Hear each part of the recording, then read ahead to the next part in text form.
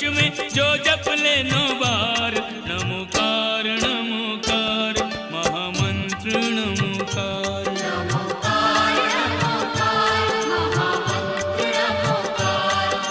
नमो अरिहंताणं नमो सिद्धाणं नमो आयर्याणं नमो उवझायाणं नमो लोये।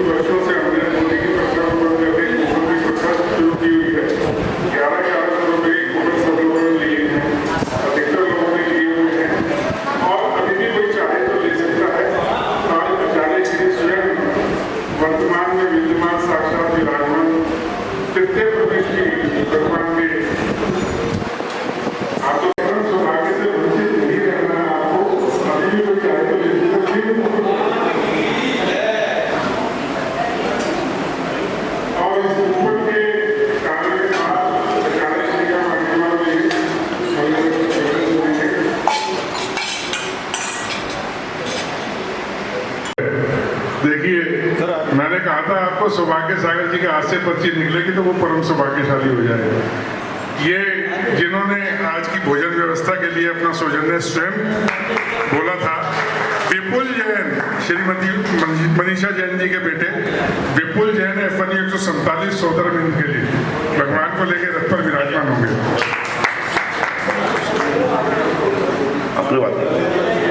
श्री विपुल को फोन कर लेंगे।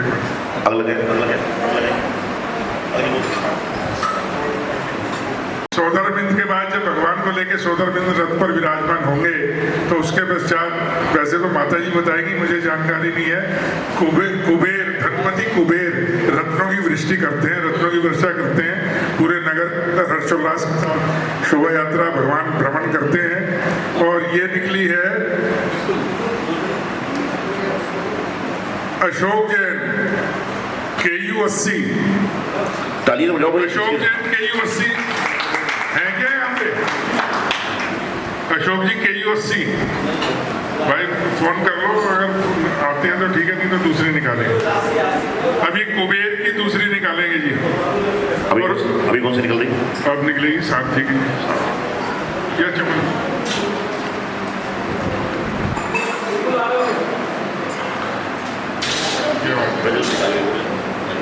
80। क्या बात है, आज 8 मतलब शनि की राशि का आज तो इतवार है, शनि मानो का दिन कैसे हो। और ये सारथी के लिए देखिए, जब भगवान का रथ भ्रमण करता है नगर के अंदर, तो सारथी, जैसा कल आचार्य श्री ने बताया था, सारथी जब कृष्ण होते हैं तो जीत अवश्य होती है, कहा था ना। और सारथी तो एक ऐसी पोस्ट है कि कभी कभी भगवान को भी भक्तों से काम पड़े, जाना तो गंगा पार प्रभु केवट की नाव चढ़े। केवट यानी सारथी, प्रभु को भी गंगा पार जाना है तो उन्हें सारथी का सहारा लेना पड़ता है, तभी सारथी को भी इस भव से पार होता है, उसका सौभाग्य होता है। सारथी के लिए रजत जैन FU 8, जोरदार तालियां, क्या बात है, बहुत बड़ी बात। और अब जब ये रथ चलेगा तो उस पर चवर डुलाने के लिए एक इंद्र की आवश्यकता होती है। हमारे यहाँ ये परंपरा है, गुरुदेव एक की पर्ची निकालते हैं, दूसरे का फ्री रखते हैं कि उधर से कोई भी चवर डुला सकता है। एक चवर की पर्ची निकालते हैं।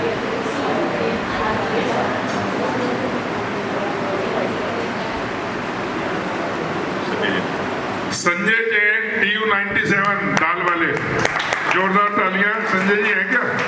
इनको भी फोन करना है। दाल वाले जी उनके दाल में बाल निकलता नहीं है जी, इसलिए उनको वाले कहते हैं। चावल वाले, दाल वाले, चांदी वाले जी, दो चांदी वाले। और लीजिए, इसके बाद एक इंद्र की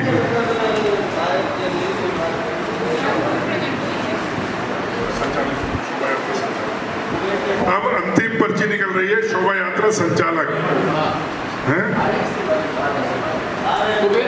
80 वाले आ रहे हैं, और दाल वालों को भी पूछ ले। आप पूछ लो तो फिर निकल रही। बड़ी बात। देखिए, भगवान को लेके वो बैठेंगे जिन्होंने आज का भोजन सौजन्य किया है, और शोभा यात्रा का संचालन वो करेंगे जिन्होंने भोजन बनवाने की व्यवस्था की है। विनोद जैन, विनोद चाचा है, FNU 24। बहुत बहुत बधाई सभी को, बहुत बहुत शुभकामनाएं। सब लोग आए, जो यहाँ हैं वो गुरुदेव से आशीर्वाद लें, और जो नहीं है वो आकर आशीर्वाद लें। और देखिए, मैं आपको एक बात बता दूं कि गुरुदेव आपकी आज्ञा हो तो मैं कुछ बोल सकता हूँ। जब गुरुदेव से हम निवेदन करके आए थे, विनती करके आए थे, गुरुदेव के चरणों में श्रीफल भेंट करके आए थे समाज के लोग कि गुरुदेव, प्रदीप जी एक मिनट सुनो, 13-14 साल 15 साल लगभग गुरुदेव को दिल्ली में हो गए हैं, और FNU ब्लॉक में कभी गुरुदेव का मंगल आगमन नहीं हुआ। तो गुरुदेव जब FNU ब्लॉक आए तो हमें समय दें, ये विनती गुरुदेव से हमने करी थी। और कल से कुछ भ्रांतियां सी चल रही हैं कि गुरुदेव पुष्पांजलि जाएंगे, गुरुदेव बुध विहार जाएंगे, गुरुदेव सोमवार को रथ यात्रा के बाद चले जाएंगे। मैं आप सबको गुरुदेव की पावन उपस्थिति में ये कहना चाहता हूँ कि गुरुदेव अभी कहीं नहीं जाएंगे।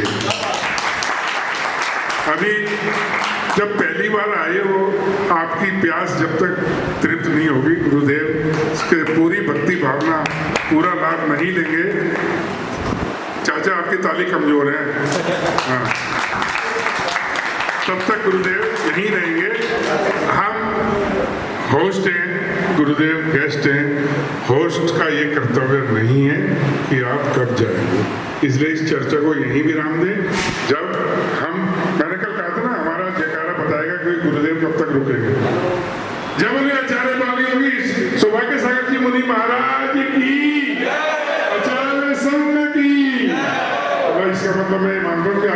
से सहमत हूँ।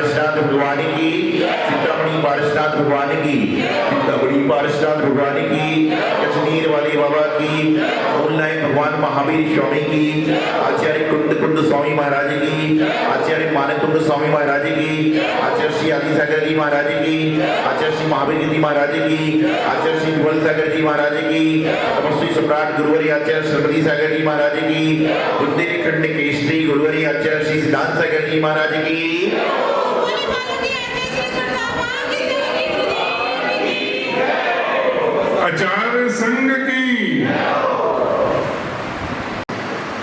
कचने किसी चिंतामणि पारसनाथ भगवान और गुरुवर आचार्य श्री सिद्धांत सागर जी महाराज को हृदय को मैं प्रकट करके अपनी बात को कहना प्रारंभ करूंगा। महानुभाव, जीवन ना तो व्यर्थ है न जीवन सार्थक है, बल्कि आपके जीवन जीने का ढंग उसे व्यर्थ और सार्थक बना देता है। आज वर्तमान में लोग जीवन तो जी रहे हैं, लेकिन कोई ढंग का जीवन जी रहा है और कोई ढोंग का जीवन जी रहा है। त्रियंजली जीवन जी रहे हैं, एक इंद्रिय से लेकर 25 तक सैनी असैनी सभी लोग अपना अपना जीवन जी रहे हैं, लेकिन अंतर इतना है कि कोई रोकर जीवन काट रहा है और कोई मुस्कुराकर जीवन काट रहा है। कोई किसी को दुख देकर जीवन काट रहा है और कोई किसी का दुख दूर करके जीवन काट रहा है।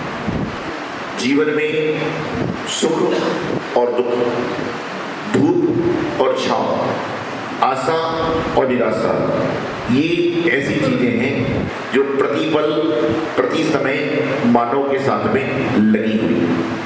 आपसे कहा जाए कि ऐसा कौन सा व्यक्ति है जिसको जीवन में कभी सुख नहीं मिला, है कोई ऐसा?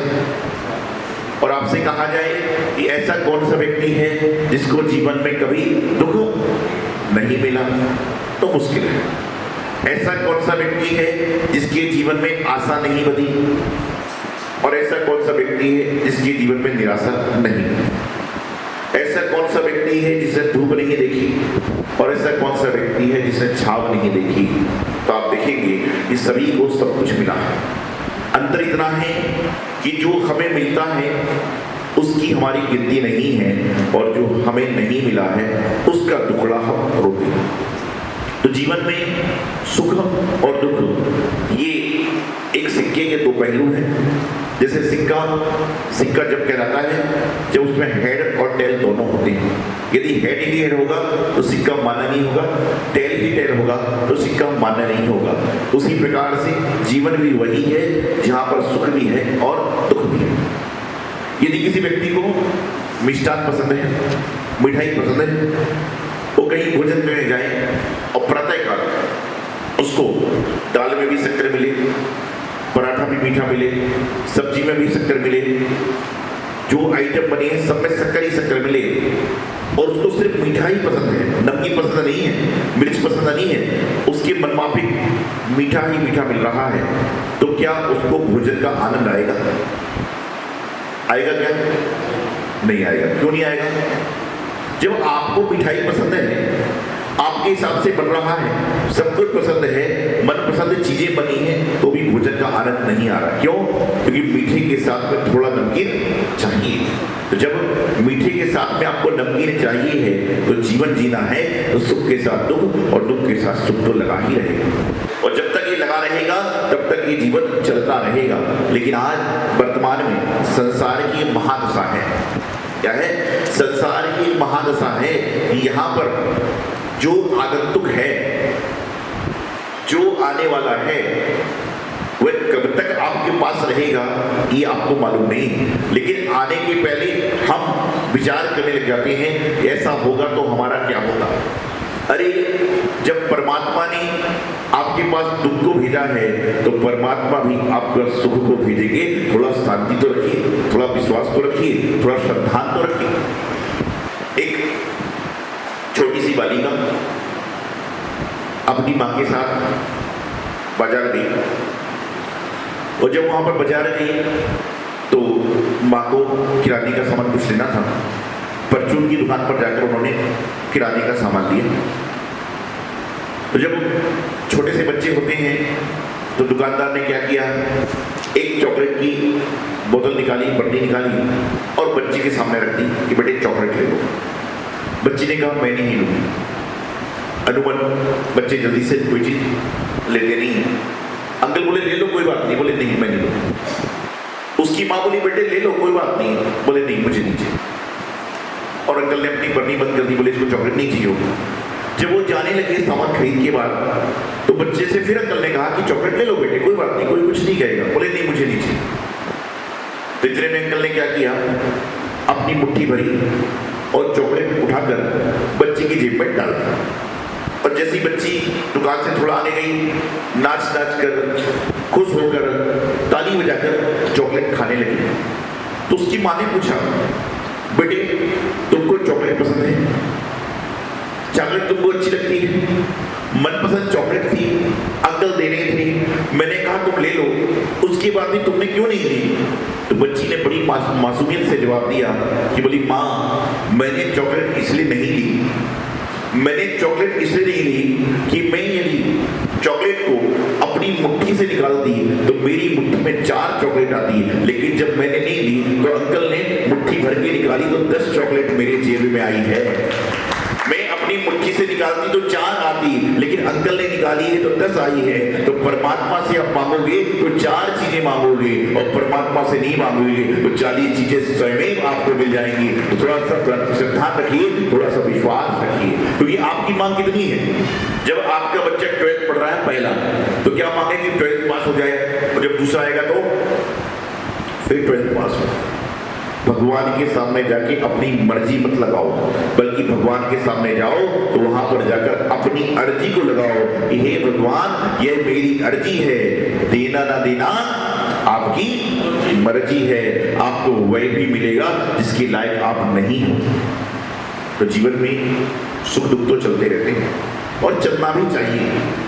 एक तरफा रास्ता कभी सक्सेसफुल नहीं होता, रास्ता वही होता है जो दोनों तरफ से चलता है, वन वे जिसको कहते हैं। कई सारे इंसान रात को बहिर्ती करने आते हैं। बहिर्ती समझते हो क्या होता है? बहिर्ती क्या होता है? साधु महाराज की सेवा करना। क्यों करना? कि महाराज को आवश्यकता इसलिए नहीं, बल्कि आपकी कर्म झड़े इसीलिए। महाराज को कोई आवश्यकता नहीं है, जो 20 किलोमीटर चल के आ सकते हैं तो उनको क्या आवश्यकता है, बल्कि आपकी कर्मों की निर्जरा होवे। तो कई लोग बहिर्ती करने आते हैं, बहिर्ती में साधु महाराज का मौन है, वो क्या करेंगे, वन वे ट्रिप चलाएंगे, अपनी बात करेंगे, महाराज जी मंदिर में ऐसा होता है, वहां पर ये हो रहा है, और वन वे में चलेगा। हम उससे कहते हैं दिन में भी आके तो बात करो, समाधान भी मिलेगा। तो बहिर्ती से ज्यादा है लोग आजकल यदि अनुमन बहिर्ती करने पहुंचे तो क्या करेंगे, जब आएंगे साथ में कोई भैया जी हैं या कोई लोग हैं, थोड़ा तेल देना, तेल मतलब तेल लेके महाराज भी चले आपकी बहिर्ती के लिए। तेल ले लिया, उसके बाद में थोड़ा सा लेंगे, बहिर्ती वगैरह कर ली, फिर पोंछने के लिए टॉवल देना, टॉवल भी यहीं से चाहिए। और टॉवल लेंगे तो सबसे पहले तो अपने हाथ को पोंछेंगे उसी टॉवल से, और उसी टॉवल को लेकर महाराज का मुंह पूछने लग जाएंगे। तो हम लोग कहते भैया रहने देते, मंदिर का तेल, मंदिर की टॉवल, महाराज मंदिर के, तो तुम्हारा पुण्य कहां से लगेगा? मंदिर में आने के बाद में पुण्य चाहिए तो कुछ तो काम अपने नाम से करो, कुछ तो काम अपने हाथ से करो। और आज का जमाना कैसा है, पहले एक होता था हैंडमेड और एक होता था रेडीमेड। क्या होता है? एक रेडीमेड और एक हैंडमेड। तो आजकल हर चीज रेडीमेड है। साधु महाराज के आहार भी, भगवान के अभिषेक भी, भगवान की पूजन की सामग्री भी, बिहार भी, हर चीज रेडीमेड होती जा रही है। और रेडीमेड के चक्कर में जब कई महिला आहार देने आती ना, पुरुष आहार देने आते हैं, वो थाली पकड़ के जब थाली दिखाते ना, वो कहते हैं कि महाराज ये ककड़ी की सब्जी है और मुझे मालूम है कि लौकी की सब्जी है। मुझे समझ में आ रहा है कि लौकी की सब्जी है, लेकिन ककड़ी क्यों? जब रेडीमेड काम करोगे तो ऐसा ही होगा। यहाँ पर जब पुजारी ने भगवान की सामग्री बना दी है, तो सामग्री में क्या क्या बनाया तुमको बता दो, अर्घ्य बस और कुछ है। जीवन में पुण्य चाहिए तो कम से कम रोज नहीं कर सकते हो तो महीने में, हफ्ते में एक बार जो आपकी अपनी पूजन की सामग्री है उसको स्वयं धोएं और स्वयं पूजन करने का प्रयास करें। आपको जो आनंद मिलेगा, जो सालों साल आनंद नहीं आता हो, एक दिन मिल जाएगा। आपको पुण्य चाहिए है तो साधु महाराज के आहार में जा रहे हो तो कुछ नहीं कर सकते, तो एक फल को ही सवार दो। क्या करो? फल को क्या कहा मैंने? सवार दो। सवार दो मतलब उसको कोई ड्राई क्लीन मत करो, सवार दो मतलब उसको सुधार दो। ये तो लोग क्या बोलते हैं? फल काट लाओ। चौके में क्या शब्द उपयोग करना है? उस कपड़े को तोड़ लाओ, फाड़ लाओ। ये शब्द शब्दों के सामने बोलने के नहीं है, ये जिन मंदिर में बोलने के नहीं है, लेकिन हमें ज्ञान नहीं है। इसका बोलते हैं कि छन्ने को फाड़ लाओ, उसको बोलिए छन्ने को व्यवस्थित कर लाओ, छन्ने को सही कर लाओ। ये शब्द हमारे निकलना चाहिए, क्योंकि जो हमारे शब्द हैं वही हमारे भाव होते हैं, और जो हमारे भाव हैं वही हमारी भावना बन जाती है। और जब हमारी भावना सही होगी तो हमारा जीवन अपने आप सही हो जाएगा। अभी हमारे मंत्री जी बता रहे थे कि 37वें नंबर की कौन सी रथ यात्रा है? 37 है ना, 37वें नंबर की रथ यात्रा है।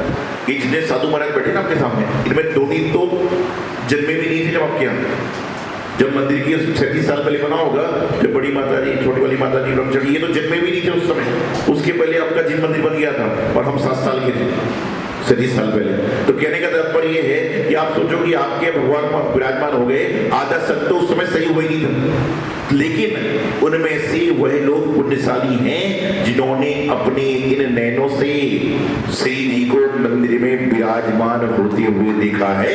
वह नैन धन्य है, वह हाथ पुण्यशाली हैं जिन्होंने इस मंदिर के निर्माण में अपनी एक शिला लगाई होगी। क्योंकि ध्यान रखना, बनते हुए मंदिर में शिखर पे कलश चढ़ाने वाले बहुत हैं, लेकिन नींव में ईंट लगाने वाले बहुत कम लोग होते हैं। और यदि ईंट सही लगी है तो पूरा मंदिर सुरक्षित बन जाएगा।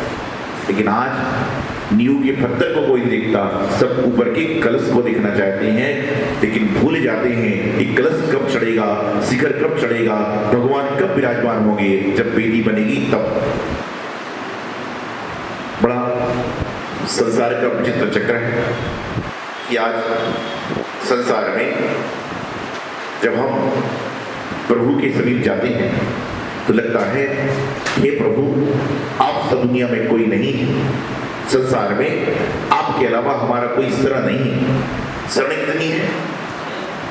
शरण कितनी है? शरण चत्तारी शरणम पवज्जामि, अरिहंत शरण, सिद्ध शरण, साहू शरण और केवली पंडित जिन धर्म शरण। ये 4 शरण हैं, और ये 4 शरण आपके जीवन को परिवर्तित करने वाली हैं।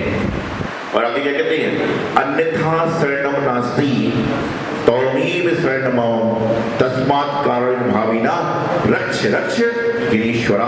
कि हे प्रभु, आपके अलावा कोई शरण नहीं है। हे देव शास्त्र गुरु, आपके अलावा हमारे जीवन में कोई शरण नहीं है। तो जो इनकी शरण में आ जाता है उनको कहीं और शरण में जाने की आवश्यकता नहीं होती। तो आज यहाँ पर प्रभु रथ पर सवार होकर चलेंगे, और जब रथ पर सवार होकर प्रभु चलेंगे तो आपके घर के बाहर यदि आपका पुण्य भाग्य सौभाग्य है तो प्रभु जी रथ से निकलेंगे। उस समय जब आप आरती करोगे तो आरती करते समय एक बार घर की व्यवस्था को सही कर लेना, नहीं तो भगवान जी ने दृष्टि डाल ली, ये मेरा भक्त है जो डेली अभिषेक करता है और गाड़ी में चमड़े की सीट लगाया हुआ है, चमड़े का कवर लगाया हुआ है, घर के बाहर चमड़े का तोरण लगा रखा है, घर के बाहर ऐसा काम कर रखा है, तो प्रभु कहीं कैसा भक्त है? डेली मेरा अभिषेक करता है, डेली सारी क्रियाओं करता है, चमड़े का शरीर है वो ठीक है, लेकिन चमड़ा यदि उपयोग कर रहा है तो भक्त काहेगा है। इसलिए प्रभु जब जा रहे हैं तो सारी नजर मार के आएंगे। वह प्रभु जो निकलते ना साल में 1-2 बार, वो इसलिए नहीं निकलते कि उनको सैर करने जाना है, वो तो इसलिए निकलते हैं कि कम से कम मैं बाहर जाऊं तो जो मेरे भक्त परेशान हो रहे हैं, जो उनकी घर की अव्यवस्था है, उनके घर की व्यवस्था को सही कर दूं। इसलिए जाकर क्या कर रहे हैं? प्रभु रथ पर सवार होकर जा रहे हैं। एक आदमी वो बैठेगा कलश लेके, क्या बोलते हैं? खवासी, कुबेर। तो कुबेर जब कलश लेके बैठेगा तो लोग कुछ ना कुछ डालेंगे, और मैं तो जब बड़ा आश्चर्य करता हूँ, जब कुबेर कलश लेकर चलता है, लोग कुछ ना कुछ डालते हैं और जब उस कलश को पलटाया जाता है, जब उससे सिक्के निकलते हैं, 10-20 रुपए के नोट निकलते हैं, 100 रुपए के नोट निकलते हैं, तो मैं सोचता हूँ क्या जमाना आ रहा है कि भगवान के सामने घर के बाहर आरती करने के बाद आदमी जेब में हाथ डाल रहा है तो सबसे छोटा नोट निकालने का प्रयास कर रहा है, और रेस्टोरेंट पंप में होटल में जाएगा तो उसमें सबसे बड़ा नोट निकालता है। अरे भगवान आपके घर के बाहर से गुजर रहे हैं तो कम से कम सोने चांदी का नोट नहीं डाल सकते, तो कम से कम वही नोट तो डालो जो वर्तमान में सबसे बड़ा हो। तो समझ में आ रहा है बात, भगवान को नोटों की आवश्यकता नहीं है, उनको सबसे परे हैं, लेकिन अपनी दरिद्रता को बचाना है, अपने जीवन को और सही करना है, तो भगवान के चरणों में वह अर्पण करो जो आपके पास सर्वश्रेष्ठ है, क्योंकि जो अर्पण करोगे वैसा ही 4 गुना लौट के आने वाला है। 100 रुपए दोगे तो 400 आएंगे, और 500 दोगे तो कितने आएंगे? 2000 आएंगे। ये हिसाब सबको पता है। अब कब आएंगे पता नहीं, तो लोग मेरी बात सुन के अभी डाल दें और शाम को गुल्लक चेक करें आया कि नहीं आया। अरे इतने सालों से जो लिया है उसकी भरपाई भी तो होगी कि नहीं होगी? इतने सालों से जो तुम्हारा माइनस चल रहा है, कर्जा चल रहा है, और डालने से निकल तो जाएगा। ये तो खैर अपनी अपनी द्रव्य की अपनी व्यवस्था है, अपनी सामर्थ्य, अपने भाव हैं, लेकिन साधु महाराज यही कहते हैं कि जब हम अच्छा कार्य कर रहे हैं तो जो सर्वश्रेष्ठ है उसको करने का प्रयास करें। आज भगवान महावीर स्वामी के जिनालय में बहुत सुंदर से वातावरण में यहाँ पर प्रभु की रथ यात्रा निकलेगी, और जब रथ यात्रा निकलेगी तो मैंने कल भी कहा था कि आपके भाव बिल्कुल सात्विक होना चाहिए, आपकी व्यवस्थाएं बिल्कुल सात्विक होना चाहिए। और आपको बताऊं प्रधान जी, एक बार मैं कहीं पर था तो रथ यात्रा चल रही थी, तो एक जोड़ा आया। जोड़ा समझते हो? जोड़ा समझते हो? किसका जोड़ा? क्यों सात लोगों का जोड़ा नहीं हो सकता क्या? तो पति पत्नी का जोड़ा आया, बोले महाराज जी बड़ा टेंशन में है। हम बोले क्यों? बोले कल रथ यात्रा निकलने वाली है। तो मैंने कहा तेरी टेंशन क्यों है? बोले हमारे घर के सामने से निकलेगी। तो मैंने कहा खुशी की बात है, टेंशन की बात क्यों है? बोले महाराज जी समस्या ये है कि हमारी कॉलोनी में 60 मकान है, वैसे तो 500 मकान के सामने रथ यात्रा निकलेगी। तो मैंने कहा इसमें दिक्कत क्या है? बोले मेरा मकान 60वें नंबर पे है। तो मैंने कहा तो और अच्छी बात है कि तुझे अच्छे तसल्ली से काम करने मिल जाएगा। बोले महाराज जी टेंशन ये है कि हमारी सोसाइटी का एक ग्रुप बना हुआ है, और उस ग्रुप में सभी ने डाल दिया कि मैं केला बांट रहा हूँ, मैं फल बांट रहा हूँ, मैं फ्रूटी बांट रहा हूँ, मैं ये बांट रहा हूँ, ये बांट रहा हूँ। तो मैंने कहा टेंशन क्यों है? बोले मुझे और मेरी पत्नी को ये समझ में नहीं आ रहा है कि 59 लोग तो चीजों की लिस्ट बना चुके हैं, अब हम क्या बांटे? आम का मौसम है, आम 4 लोग बांट रहे हैं, कोल्ड ड्रिंक 4 लोग बांट रहे हैं, मिठाई 4 लोग बांट रहे हैं। तो मैंने उसको बोला कि मतलब अब तुम क्या बांटो ये भी महाराज बताएंगे? महाराज तो छोड़ने की बात करते हैं। नहीं, बोले महाराज जी समाधान तो गुरु करेंगे। तो मैंने उससे कहा एक काम करो। बोले क्या? आप जो है कैरी बैग ले आओ, थैले ले आओ और वो बांट दो। बोले महाराज जी आप बहुत मजाक करते हो। मैंने कहा जी मजाक नहीं कर रहा हूँ, तेरे मजे की बात कर रहा हूँ। पत्नी बोली जब गुरु कह रहे हैं तो इसमें कोई राज होगा। और अगले दिन वो थैली लेकर आए, और शाम को आने के बाद बोले महाराज जी आपका आशीर्वाद ऐसा लगा कि मुझे थैली 4 बार मंगाना पड़ी, 4 बार थैली मंगाना पड़ी, क्योंकि जब इतना सारा सामान लोग देते हैं तो रखने के लिए थैला भी तो चाहिए। इतना सारा सामान मिल रहा है तो जेब भर जाता है, ये भर जाता है, वो भर जाता है, तो 60 चीजों को रखने के लिए थैली तो चाहिए। तो उस बात को लेकर कई सारे लोग थैली बांटने लगे। जीवन में बांटने वाला तो बांटेगा, वो बांट के पुण्य कमा रहा है, लेकिन लेके तुम अपने ऊपर ऋण चुका कर ले रहे हो। इसलिए हमेशा एक प्रयास करें। देखिए ये जरूरी है, मैं बांटने का विरोधी नहीं हूँ, मैं तो बंटने का विरोधी हूँ। मैं तो कहता हूँ बांटिए, लेकिन ऐसी चीज बांटिए जो भगवान को, गुरुओं को पसंद है, वो बांटिए। जिसका हम त्याग कराते हैं वो क्या बांटना है?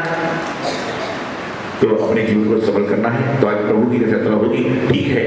इंद्र देवता, सूर्य देवता गर्म है, तो रविवार का जब चेंज करोगे तो रविवार को तो वैसे ही सूर्य का वास होता है, सूर्य के भगवान का जप करते हो तो थोड़ा सा उनको तो सहन करना पड़ेगा, लेकिन जो इनको सहन कर लेता है उसको जीवन में कुछ और सहन नहीं करना पड़ता है। जो प्रभु की रथ यात्रा में सम्मिलित होता है उसको कुछ और सहन नहीं करना पड़ता है। तो आप सभी लोग इस कार्य में जुड़े। ये मंगल शुभकामना गुरुवर आचार्य सिद्धांत सागर जी महाराज की।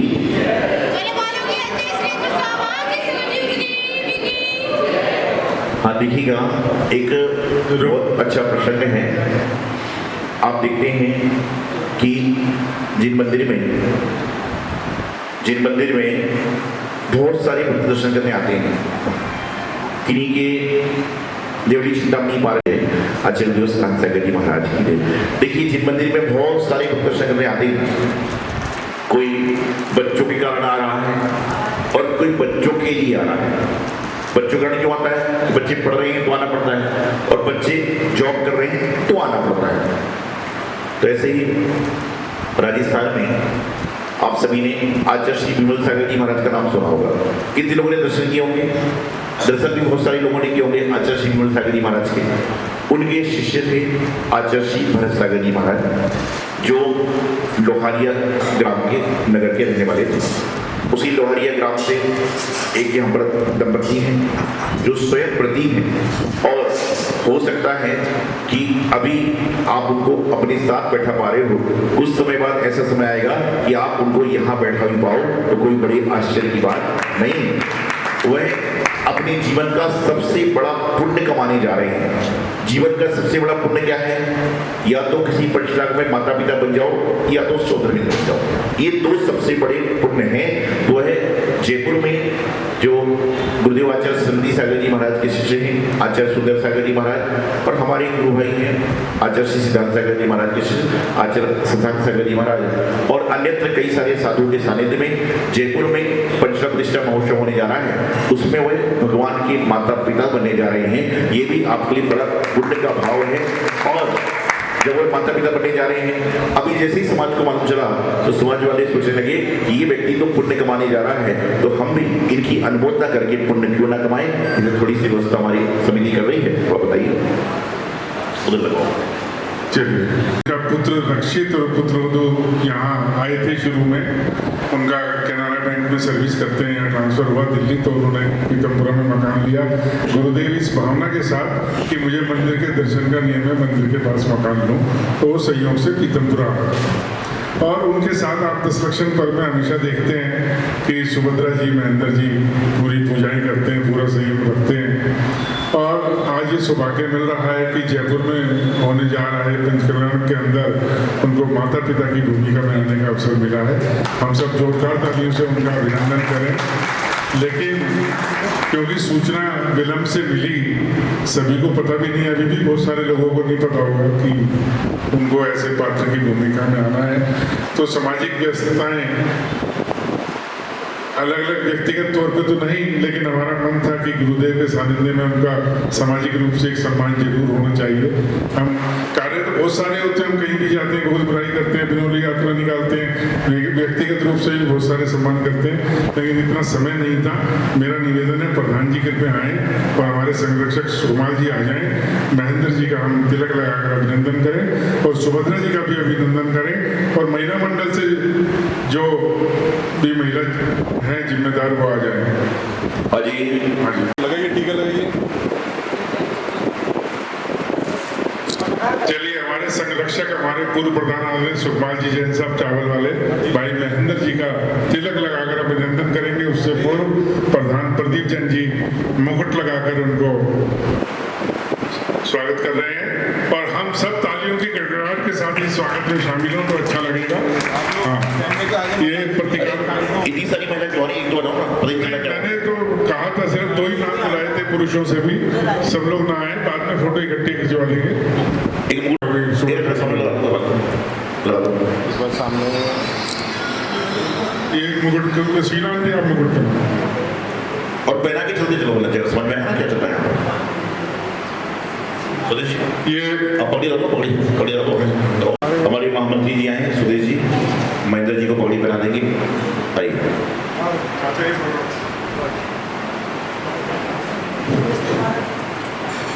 आज बहुत बहुत बधाई है।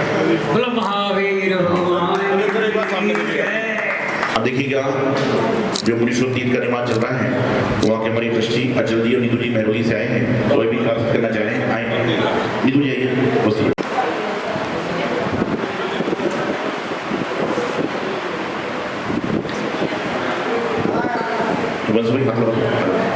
भाई संदीप जी, रचना से पूछ रहे हो क्या? तालियों का स्वागत हो रहा है। देखिए बड़े पुण्य का उदय है, ये भी इनके भावों की अनुमोदना करना भी पुण्य का प्राप्त करना है, पुण्यशाली बनना है। हाँ दीजिए।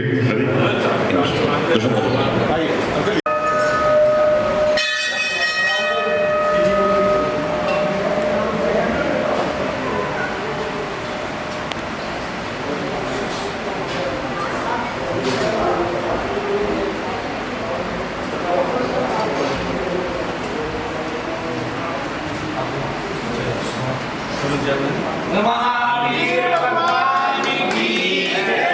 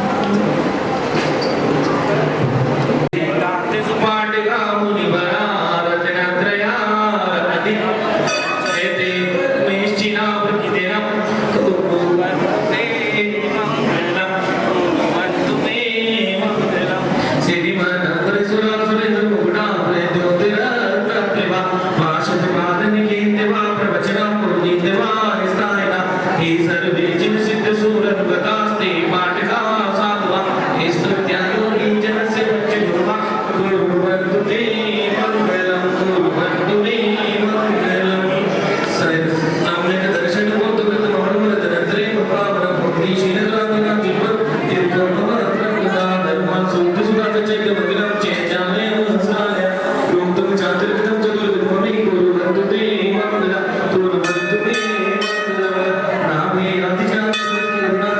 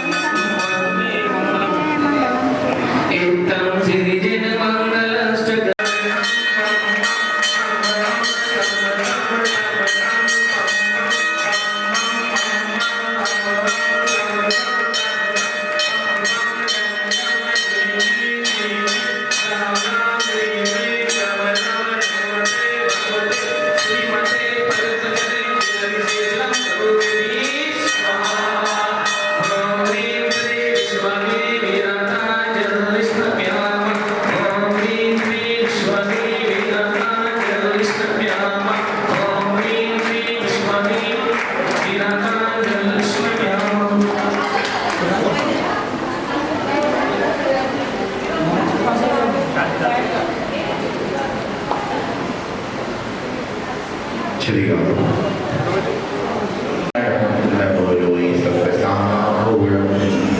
ओम नमो अरहते भगवते श्रीमते प्रक्षिणा संध्यानिका सर्वपापनाशय सर्व क्षुद्रोपद्र विनाशाय सर्व क्षमा डमर विनाशाय ओम राम ह्रीं प्रणवसिया सर्वमा परम पूज्य गुरुदेव आचार्य श्री सिद्धांत साईजी महाराज नाम देशे ओम आचार्य श्रवण सगल सर्व अभिषेक करता नाम देशे सर्व समाज देशे सर्व दर्शक से सर्व पुण्यालय परिवार से सर्व समिति से पुरुष आज्ञा करो शांति चलिए देखिए आप लोग इसका कार्यक्रम जो है भगवान की महिमा करवाएं सकती के लिए जाएगा और जैसी व्यवस्था है संदेह अच्छा